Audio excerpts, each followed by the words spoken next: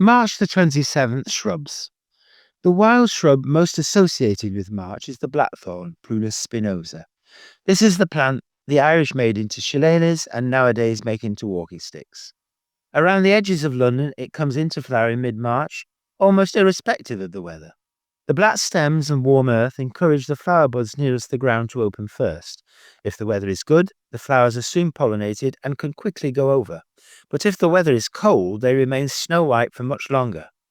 This is one explanation for the phrase a blackthorn winter, but there are others. If there is an unusually cold snap at the end of March, it will coincide with the flowers which can still be in such abundance as to look like snow from a distance. Either way, if Londoners see the shrub and it is a cold day, the phrase is still often used.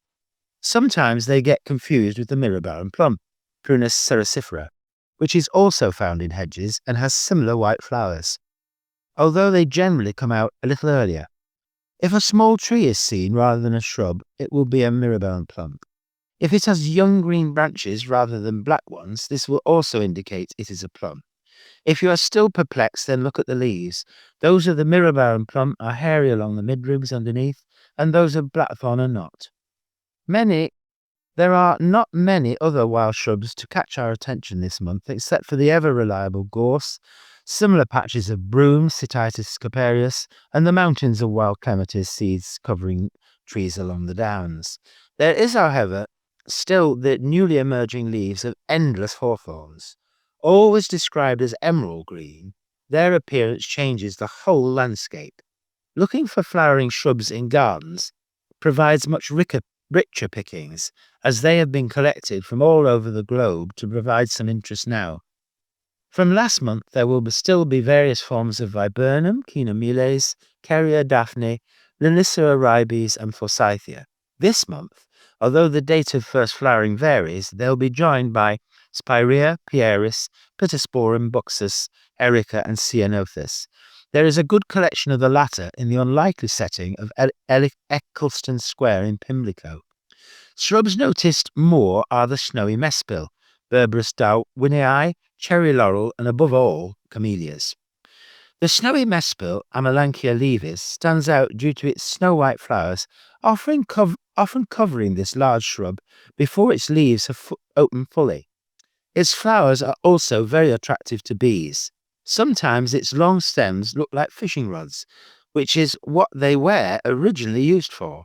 There are one or two Berberis likely to be seen, but it is Berberis darwinii that always stands out due to its perfect vermilion-coloured flowers.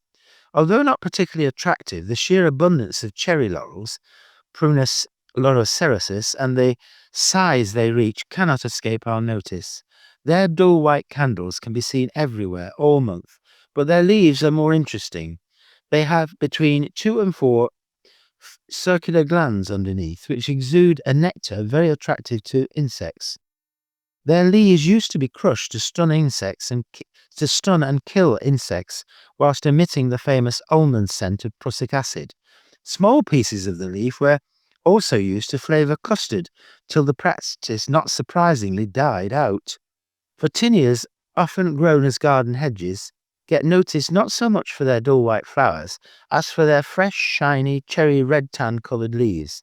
A much rarer shrub worth keeping an eye out for now is the ozoberry, Omellaria cericiformis. This shrub comes from the canyons of America, where it is the only member of its genus. It produces clusters of pendant, bell-shaped white flowers among sea-green leaves. The stars of garden shrubs this month are, of course, the camellias. Some have been in flower since Christmas, but this month there is a real show, including the ever-popular, shocking pink Camellia times Williamsii donation. A wider range of other varieties can now be seen without the burnt petals so typical of the white winter camellias. There are small but interesting collections in both Chiswick Park and Claremont Landscape Park. The latter includes some famous old varieties such as Lady Hume's Blush, 1806, Great White, 1792, and Princess Charlotte, 1834, which simultaneously bears both white and pink flowers. For rarer shrubs, it is worth taking a trip to Kew, where Euonymus japonicus, oreopictus, Abeliophyllum disticum, Atherosperma muscatum, Genista sylvestris, Decomaria sinensis, Coronilla glauca, and Medicago arborea all stand out.